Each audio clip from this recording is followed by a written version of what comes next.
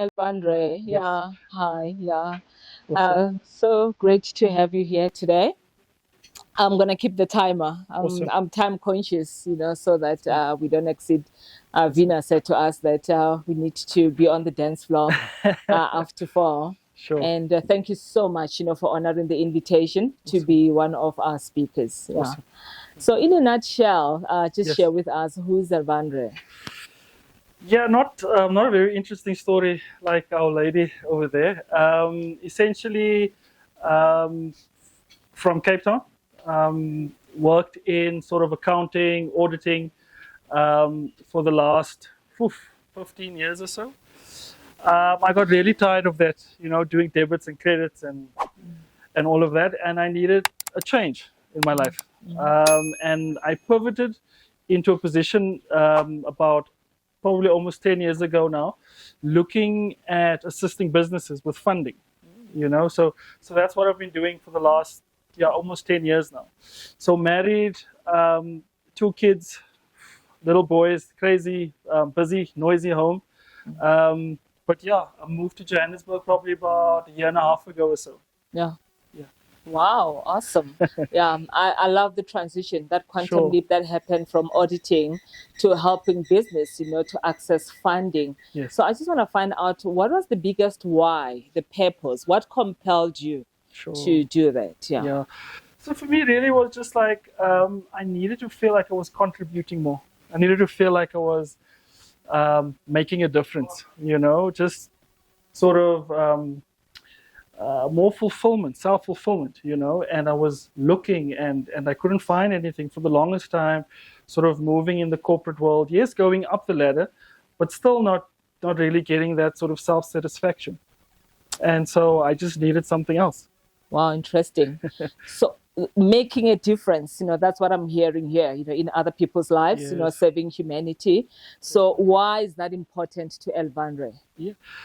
Thank you for the question. I think not just for me, but I think for a lot of people, just having that sort of feeling, that sort of satisfaction that you contributing to something bigger than you, something more than you, something building a legacy, and just having my small part, looking back at all of the businesses that we've assisted in the past, really gives you that nice warm feeling, that I contributed to that partly, at least.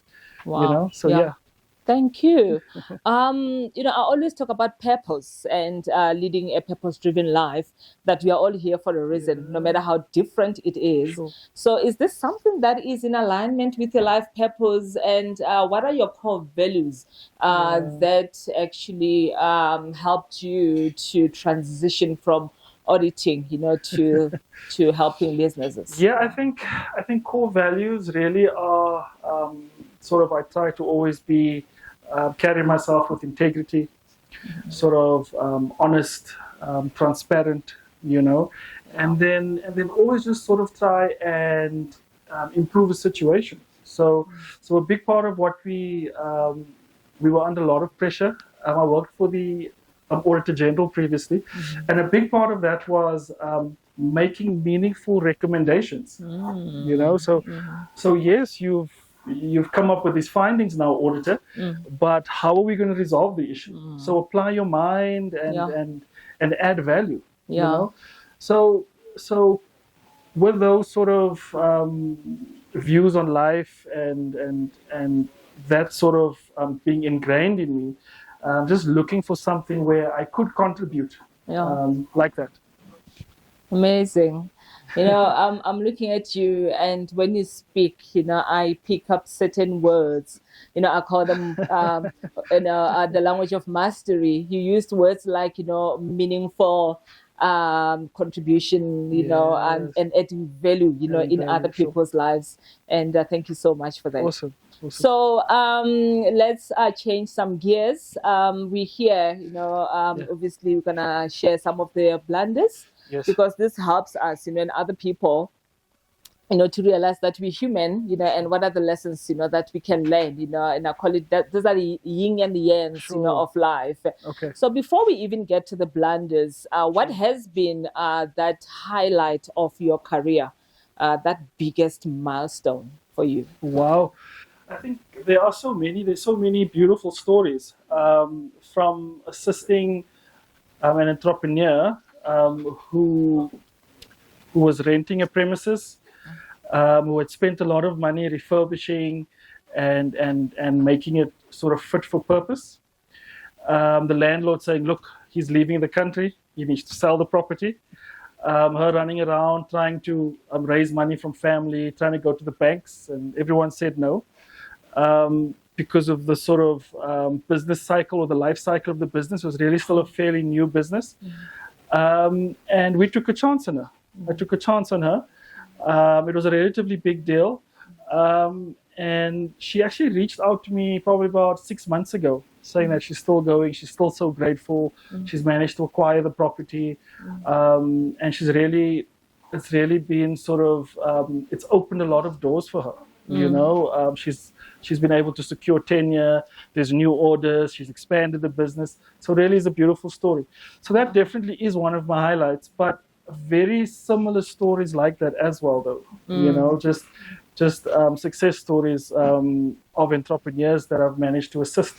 Just grateful more than anything else that I could have played a small part in that. Wow. You know, what I get from you, there's a sense of fulfillment, you know, that money cannot buy, you know, helping others. And I also heard about, you know, taking a risk. Yes. And so I'm curious, you know, to find out that, you know, as you take, you know, this entrepreneurs, also you've mentioned fit for purpose. Before we get to the blunders, that what are some of the things as Elvandre that you worked on, you know, internally? Sure. That other people, you know, cannot see, that, you know, helped you to help these other entrepreneurs on the journey?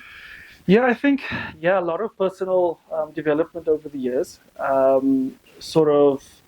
Confidence was a big thing. To be successful in a space like this, you need to sort of have a good sense of self. Who are you? What value you can contribute.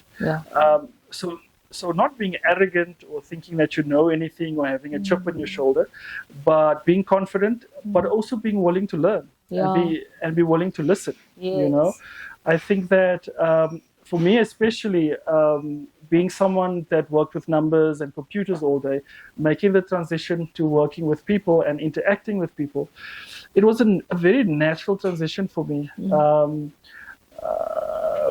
Personality, aptitude, acumen, you know, it was a very natural, and I really felt like this is what was missing. You know, when I joined Business Partners, initially my role was more to sort of go out and find businesses that needed assistance. Also then to sort of do the initial screening of the businesses. Does this make sense for us? Does this fall within our sort of mandate and scope? Went through that process, and then I became the manager. So I look after a team of deal makers now, essentially. Hence the move here. And a lot of people ask me, why? You know, why did you leave beautiful Cape Town?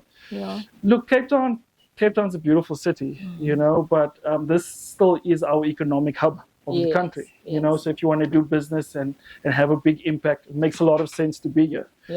So that really is my story and how I ended up here. Oh, wow. There's a lot of wows, you know, coming from my side. I mean, what I'm getting as well is that growth mindset, you know, that you don't, you know, limit yourself, you know, that I know it all. You spoke about arrogance, you know, also being humble, you know, and saying that I can also learn, you know, from other people. But also you spoke about that personal development, you know, I can sense a level of, you know, the quotient EQ, you know, being high. I mean, from a numbers, right? You know, the intelligence obviously is already there, intellectual. So, and the adaptability, you know, being agile, you know, which is quite important to also be able to leave Cape Town, you know, and relocate to Joburg. All right. So let's get to the blunders. You know, now I come from the school of thought, you know, that in a life, whatever that we go through, life is not a random series of events. Everything happens for a reason, and we can learn from that, and also other people, you know, learn from all these blunders. If you were to think of one blunder that you know that, yay, this one was, a hard one? Which one is that? Look, I've made a lot of blunders. I'm not ashamed to say it. Maybe in the pursuit of sort of trying to find myself and be the best version of myself, in terms of changing jobs, or in terms of maybe when I shouldn't have, maybe I should have been a bit more patient, at a particular time. But that's more from a personal perspective. But maybe I can chat to maybe some of the business interactions that I've had, looking at some of the blunders that I see on a regular basis in businesses. I think a big thing is neglecting the fundamentals. So what are the fundamentals when it comes to business? Yes, it's nice to do deals and it's nice to be operating, but your compliance is a big thing. I often see that's one of the biggest reasons that we can't do deals. So entrepreneurs blunders, whether it's registration of your company or compliance with tax or CIPC registrations and all of those sort of things, it can literally kill a deal. Not having those registrations in place. Sometimes business owners wanting to grow and scale the businesses too fast as well. I've seen a lot of those blunders, taking on too much, working in the business, not sort of on the business. Seen a lot of those sort of blunders. But then also maybe just another common blunder is entrepreneurs feeling as business owners that they can do everything. You are the baker, the candlestick maker. You're doing everything. When you need to sort of get to a point where you are delegating, getting good quality people to assist you. And that's when you really see businesses take off. Yeah. So yeah. I like how elaborative you are. You're making my job easy, right? Because I don't have to ask you a lot of questions. One of the things I would like to acknowledge is your vulnerability, right? This is a safe space. Sure. I didn't say that, but you can sense everything is energy. It's a safe space. You spoke about, not even being ashamed, because so many people, I think we kind of spoke about it earlier on as well, that, we tend to hibernate and not really share, some of these experiences because we think other people are going to judge us. Sure. So thank you, for being vulnerable with me. 100%. And you've touched on something critical, like those systems, processes, right? And the fundamentals, that how crucial they are, and that we tend to overlook that, Sure. And so what are some of the things, from your side that, you think that important, to help us to have that solid foundation of the fundamentals? I think even if a business is small and relatively new, you have to formalize it. So don't go through this phase of thinking, it's a small business, you don't need a good accountant, you don't need to register, you don't need to be tax compliant. Formalize your business, right? It's the first step in many steps. It's the first step that can unlock a lot of opportunities for you. So don't neglect those sort of fundamentals. What else? Okay, so those small steps. Yeah. And you spoke about personalities earlier on, and sometimes you get personalities that are not good, they're not conscientious, with systems and processes. I think we kind of earlier on mentioned things like outsourcing, and all that. Would you like to maybe touch on that? I can. Maybe just to sort of also link it back to business partners and our funding. We specifically have a very, it's a fund specifically for technical assistance, right? So we acknowledge that business people are good at doing business, right? But they might not necessarily have the skills or access to the resources that they need to really bolster their businesses. So technical assistance fund, it is a loan, it's at 0% interest. But what it allows you to do is that we can pay a supplier directly. Okay. to deliver certain services to the business, whether it is marketing or training or bringing in someone to help you with financial management or accounting. Sometimes it can be seen a bit irresponsible to just give a business money and say, go, go do what you've been doing. We're saying we want to walk a journey with you. I think it also is a very good way for us to ensure that we get our money back, because I mean, we also business at the end of the day, the salaries to pay, and if we have to write off loans, I mean, it could impact the sort of viability or the going concern of the business, So technical assistance is a fantastic product. It really helps businesses bring on board those consultants or mentors that can assist them in particular areas. Okay. Awesome. So, there's just quite a lot, that you have touched on. We live in a society that, first of all, I believe in working smart and not working hard. But also we live in a society where people want instant gratification, no more delayed gratification. Because we spoke about, people just want something, a business to prosper overnight. So what are some of the guidance, guidelines you can share, with the audience regarding that? Sure. Thank you. Thank you for that question. So it takes time to build a good business. I've seen businesses, after 2 years or so, the entrepreneur wants a 50 million rand loan. And I mean, I'm not going to do. I'm not going. Very seldom going to do that. You need to build a track record. You need a network. You need to establish a good foundation. Before we can really get to the point where a funder like us can believe in you and back you and trust. That we're making a good investment in the business. So that really is my view. I mean, good things take time. Build a good foundation, but also baby steps. I mean, we don't necessarily have to go from 0 to 100. Overnight. It does take time to build a good business. Awesome, great. I've answered your question. So, just second last question. Yeah. Because this networking session is not only for entrepreneurs, also we've got people, who are in corporate. Sure. So I'm also still curious to find out what has been that biggest blunder for you in corporate. Oh.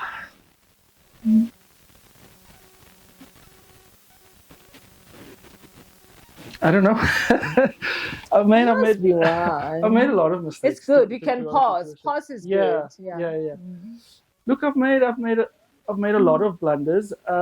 I did have an opportunity, maybe not necessarily in my sort of corporate working career, but I did have an opportunity through a family member that was looking to fund my studies at some point, saying, "Look, go and study full time. Let's see if we can support you while you're doing that." I was like, "No, I'm going back to study now. I'm earning a lot of money. I'm comfortable now." And in hindsight, I probably should have taken the opportunity. I was fairly young at that point in time, and maybe a bit short-sighted. Because. Yes, in the corporate world, and I suppose as an entrepreneur as well, it's always good to have some sort of fallback position, some sort of formal education, Not that it's a necessity, but I mean, it can add value, And I didn't take up the opportunity. I thought, I'm earning enough money. Who needs to do this now, And carried on with my life. And then opportunity came. Well, I feel that maybe if I'd taken the opportunity, that certain aspects of my life maybe would have developed a bit quicker, especially in the corporate world, So at a later stage, I realized, well, I'll probably need to go back to the books maybe, and get qualified now, and I managed to do that. Yeah. But in hindsight, I probably should have done it sooner. But everything happens for a reason, like you alluded to, So maybe that is something that I probably could have done a bit differently. Okay. Yeah. What's the biggest lesson in that? Pride, I suppose. Don't be prideful. Take the opportunity. Um, speak to people who've been there. Speak to people who maybe have been exposed and have been where you are now. Yes. Maybe just young ignorance. Thinking that you know everything, but you don't really. Naive. Very naive. Yeah. So, I keep on going back. I just want to switch this off, our time, and only left with one question. Okay. You spoke about arrogance, pride, that there's so many lessons from that humility is important. You've also touched on the coaching, and mentoring, making sure that, you cultivate on that community to help you, to get where you are. Sure. Last question. 3 things to entrepreneurs, coming from a space of helping them to, Sure. with their businesses to thrive. The 3 things that for sure that if you do this, you will be able to get to where you want to be, your vision and your goal. What are those 3 things from your side? I would think maybe just latching onto your last statement there. Be clear. What is your mission? What is your vision? What are you trying to achieve? Have that. One, also we need to be adaptable. So situations change, demand changes, the entire business landscape can change. I mean, look at something like the pandemic that we recently lived through, I mean, besides the people who passed away, so many businesses closed as well. People that couldn't necessarily make the switch quickly enough. Yeah. So I think remain agile, remain adaptable is very important. Besides the compliance and all of that, which is very important, but I think also it's important to remain ethical. Yeah. Do good ethical deals. Yeah. It will reward you in the future. I think the shady deals or deals that are maybe not 100% above board, it can backfire. Yeah. Maybe not in the way. So maybe I'll leave it there. Yeah, those are the top 3 for me. For me, what I take from this, which is a beautiful culmination of our conversation, is that it goes back, to the core values, that you've shared in the beginning. One of them being integrity. Sure. Yeah. So even when you're sharing these 3 things, yes. They go back to that, ethical business, no matter what, right? Sure. And also, that adaptability, intelligence, be agile, because we don't know what we don't know, right? Anything can change, anytime.